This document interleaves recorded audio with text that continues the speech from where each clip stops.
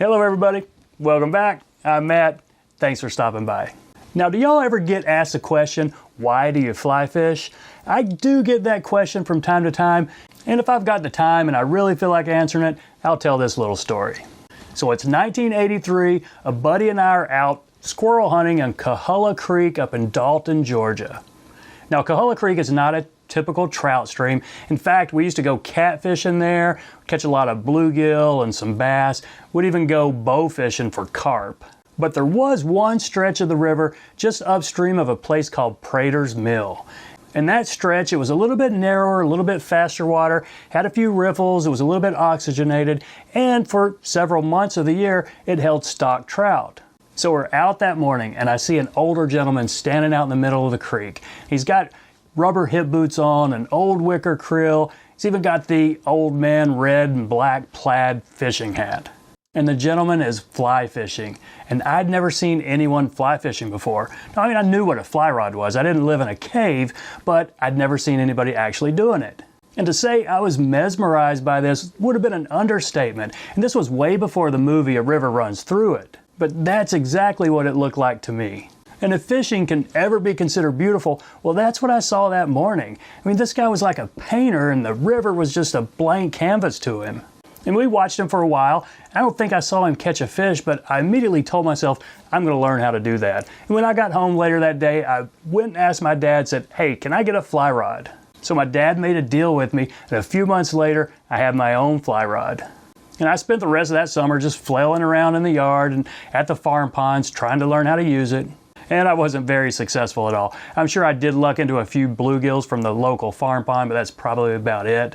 But I did go back to Caddis Creek every chance I got, just really hoping to run into the old man in the red hat.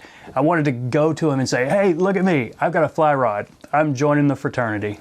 But as it turned out, I never saw the guy again.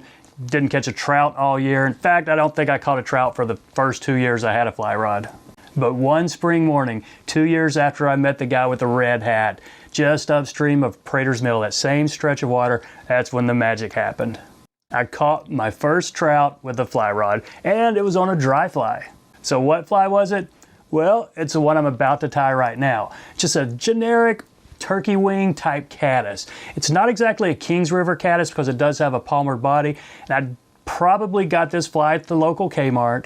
But I remember almost every detail of that first fly I caught the trout with. It did have the palmer body. It was mostly a brown type caddis, and it was probably a pretty big one. I doubt the fish thought it was a caddis. He probably thought it was some type of a hopper. So this pattern, it's really a versatile pattern, and it differs from the Kings River caddis in that it does have a palmered body, so it's a little bit more of a high floater. But it's not a hard one at all to tie, and it does kind of have a special place in my heart. I hope y'all like it. So there it is, one of my very first dry flies, a flat wing caddis.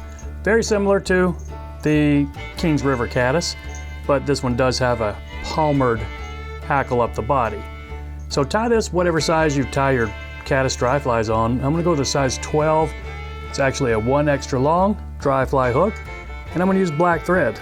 Feel free to use whatever thread you want to match your body color, but you can always pretty much get away with black. And since we do have a palmered hackle on this, we're going to catch this in before we work on our body. So just a small, fairly small feather that's going to put some barbs down to about the point. We are going to trim it on the top so we don't have to worry about that too much. And I'm going to go ahead and just bury that. My stem, I probably could have trimmed that, but we're going to be just fine. So let's get my thread back where I want to start the body, put a little wax on it.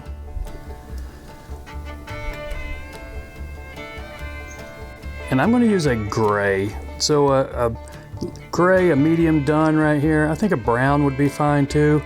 Kind of a muskrat color. If I had muskrat out right now, I'd probably be using that. Just not a rabbit.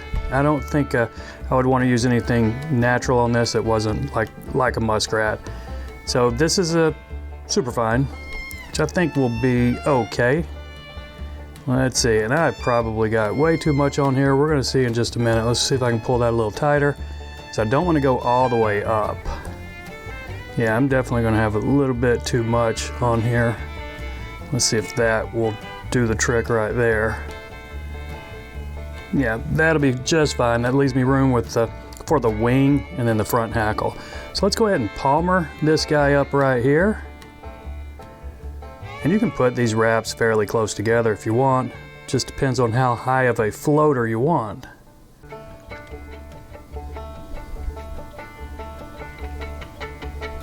Okay, let's catch this off up front with a couple of wraps, 2 or 3 I guess. Now snip this excess.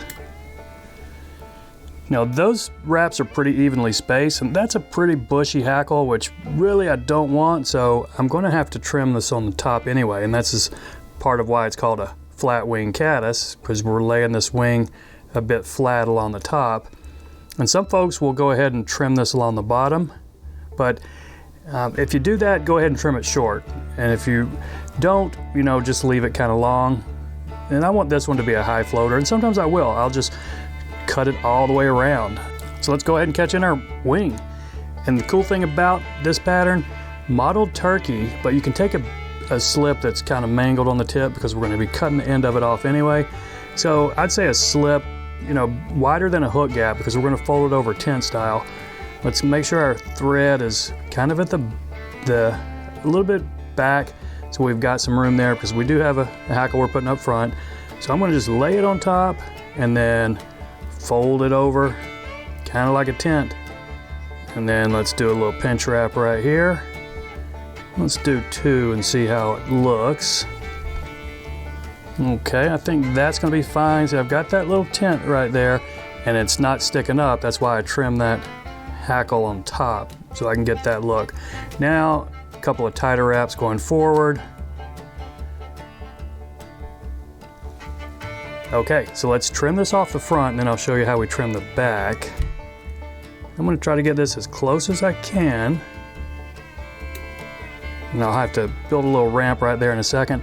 But for the top, you kind of want this V. So how you'll do that, just pull them together and then cut it at an angle, maybe a little bit past the bend of the hook. And so now you see that we've got a little V up there. And this one I could have probably cut it at more of an angle, but I think we're going to be just fine. So I'm going to go and spend a few wraps right here just trying to get this a smooth taper. If you have a big drop down where that wing was, it's going to make it just a little bit harder to get a smooth wrap of our hackle. And for the front hackle, I'm using the same brown, just a little bit bigger right here. So let's catch this in, kind of perpendicular right there. 3 or 4 pretty tight wraps. Let's put 1 behind it. Maybe I can prop it up just a little. And now I'm going to go forward. See what I'm doing right here? Just catching this in. Instead of cutting that off back there, which would have caused me to have a big drop down, I'm going to wrap it all the way up front and then snip it up here. Now I still have a little nub right there, but we can probably bury that in the head. Okay, so how many wraps of this thing? I'm thinking 3 or 4, probably 4. We'll see what that does for us. Definitely, I wouldn't say more than 4, because it's already going to be a pretty high floater with that palmered hackle. Okay, that's 3 right there.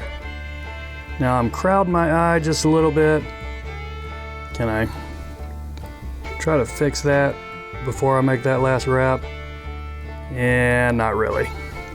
So I'm just going to have some trimming to do in a second. Okay, so 2 wraps to get this feather right here caught off. And you see I've got some fibers pointing forward that I'm going to have to contend with, but we can handle that. Let's cut that stem off right there. And what I'll do, like many of these dry flies, I just grab everything right here and then try to pull it back and lay a little base right here, just back far enough to get my whip finish on. And be careful not to crowd your eye or cover your eye.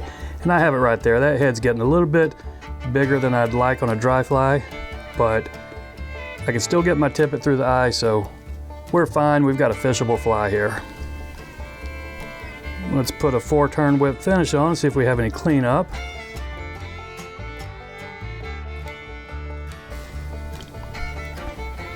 Yeah, I've got a few fibers sticking all over the place, and a couple up here I could either trim or burn off, but it's not an Instagram fly, this is a fishing fly. I'm putting a drop of head cement and this thing's going in my box. So that's it, my friends. I appreciate you watching. Y'all take care, and we'll see you next time.